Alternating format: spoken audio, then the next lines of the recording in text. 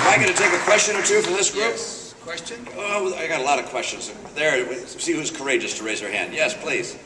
Is it Andrew? Yes. Hi. Hi. Governor, with the radical change going on in the Middle East right now and Israel's relations with Turkey and Egypt at an all-time low, do you have any ideas on what you would do to strengthen that? Yeah, I'm delighted that someone asked a question about foreign policy after I stimulated that idea in the first place. The answer, first of all, in dealing with affairs around the world is to have a foreign policy, which I don't think we do, which to have a foreign policy, and at the center of it is this, that everything we do in the world should be looked at through the lens of whether or not it makes America stronger. What is in our interest, and how do we stand closer to our allies so their strength and our strength creates an even stronger combination? So what makes America stronger? As I look at the Middle East, our best friend in the Middle East and the nation that most shares our values is Israel. And as a result, we should stand shoulder to shoulder with Israel and not do as this president has done and throw them under the bus.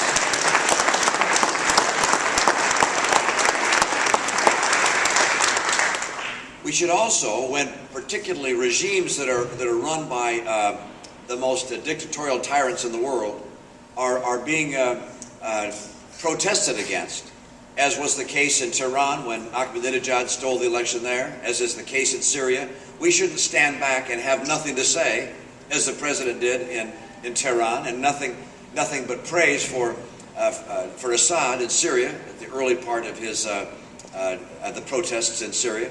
We should instead stand up and say, look, we stand on the side of democracy and freedom and support those voices within those repressive regimes that are looking for change. And we didn't do that with this administration.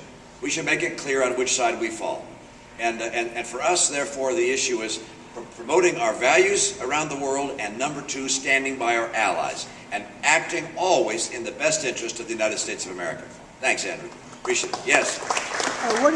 What is your position on man-made global warming, and would you reject legislation such as cap and trade, which is based on the idea of man-made global warming? You know, man-made global warming and cap and trade and so forth. I actually had in Massachusetts a consortium of states that came together with a cap and trade program. It was called the Regional Greenhouse Gas Initiative. And all the governors, Governor Pataki and so forth, all signed it. I refused to sign. I do not believe in a cap and trade program. By the way, they don't call it America warming, they call it global warming. So the idea of America spending massive amounts, trillions of dollars to somehow stop global warming is not a great idea. It loses jobs for Americans, and ultimately it won't be successful, because industries that are energy intensive will just get up and go somewhere else. So it doesn't make any sense at all. My view is that we don't know what's causing climate change on this planet. And the idea of spending trillions and trillions of dollars to try and reduce CO2 emissions is not the right course for us. My view with regards to energy policy is pretty straightforward. I want us to become energy secure and independent of the oil cartels. And that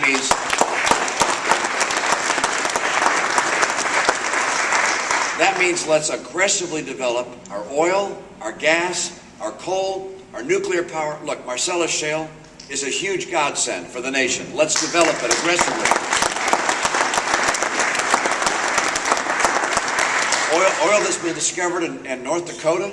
You know, I'm told that the discoveries in North Dakota suggest that we have oil there which will exceed what we found in Prudhoe Bay in Alaska. So we have massive energy resources. Let's grant the permits to let the drillers start drilling and provide those resources in America. We will create jobs here and make sure that we have the energy independence from the cartels that's good for our foreign policy, for our national security, and for our economy. Thank you. Thank you. Governor, in recent weeks, the EPA has come out regarding Marcellus Shale regulations and is trying to step in and take over the regulation of Marcellus Shale waste regulations from the states. What are your feelings on that? Yeah, I actually think that the EPA, acting in large respect in concert with the president, really doesn't like oil, gas, coal, or nuclear. And they somehow believe if we could just have all of our cars run on electricity, that everything would be fine. But what they don't remember is electricity requires oil, gas, coal, and nuclear. All right, so, I mean, I like windmills and you know, solar panels and so forth. They're wonderful, and renewable resources are great, but they're not going to power our economy. And I really do believe that the EPA wants to get its hands on all of energy and be able to cause it to, if you will, just to crush it, to cause the prices to go through the roof so they can finally make wind and solar more economically competitive. And that's simply not the right course. The EPA should not be regulating carbon dioxide. It is not a pollutant within the meaning of their or the legislation that formed them. And as a result, I would insist on new legislation making it very clear that the EPA does not have authority to regulate CO2 or to stand in the way of developing our energy resources. Thank you. President Obama has spent a lot of time, basically his foreign policy boils down to a lot of apologies. How would your foreign policy differ? Yeah, the issue is the president's foreign policy can be characterized as apologizing for America. And I actually wrote a book on this topic. It's called No Apology, so you know where I'm headed. The idea that we apologize to the world is, in my view, an absolute outrage. There is no nation in the history of the earth which has done more to free other people from tyranny than the United States of America. Hundreds of thousands of lives.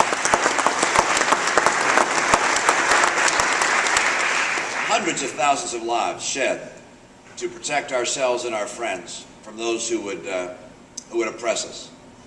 And in addition, by the way, and it's not at the same level, but it's also a contribution I hope we remember, our form of free enterprise, the idea of free trade and entrepreneurship and innovation and capitalism, this economic model that we've perfected and promoted around the world is the only answer to poverty the world has ever seen. And you're seeing places like China adopt a form of free enterprise. And as they do it, tens of millions of people come out of poverty. This isn't just one or two people, it's tens of millions. It's the only answer for the world. And we promoted that around the world. So you think about the contributions of America. One, defining freedom in the revolution. Two, fighting with our lives to provide freedom to others and protect it for ourselves. And three, lifting people from poverty through our process of free enterprise.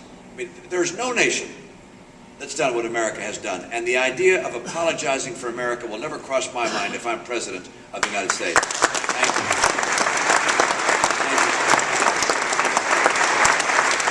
I'll take one more with the guy from the camera. Go ahead, yeah. All right. Thank you.